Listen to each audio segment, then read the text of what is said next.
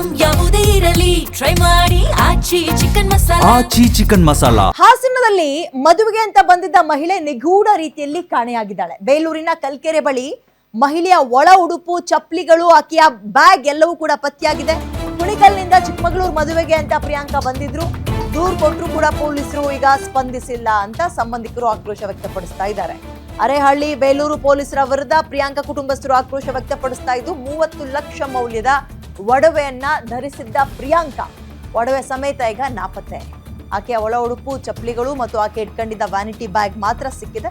February 12ರ ರಾತ್ರಿ 8 ಗಂಟೆಗೆ ಮಹಿಳೆ ಕಣ್ಮರೆಯಾಗಿರುವಂಥದ್ದು.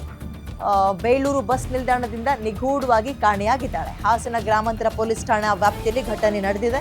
ಕಿಡ್ನಾಪ ಅಥವಾ ಮತ್ತೊಂದ ಗೊತ್ತಿಲ್ಲ. ಪೊಲೀಸರು ಈಗ ಆ ಜಾಡನ್ನ ಭೇದಿಸಬೇಕಿದೆ.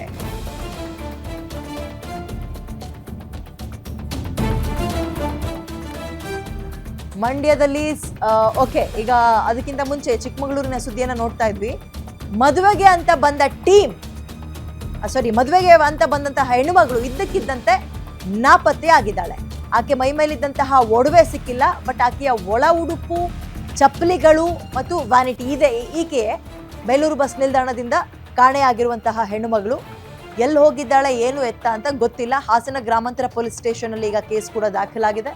ಮದುವೆಗೆ ಅಂತ ಬಂದಿದ್ದಾಕೆ ನಿಗೂಢವಾಗಿ ಕಾಣೆಯಾಗಿದ್ದಾಳೆ, ಕಣ್ಮರೆಯಾಗಿದ್ದಾಳೆ. ಅನುಮಾನಗಳು ಈಗ ಹೆಚ್ಚಾಗ್ತಾ ಇದೆ. ಪೊಲೀಸರು ಈ ಕೇಸ್ನ ಈಗ ಭೇದಿಸಲೇಬೇಕಾದ ಅನಿವಾರ್ಯತೆಯಲ್ಲಿ ಸಿಗಾಕೊಂಡಿದ್ದಾರೆ.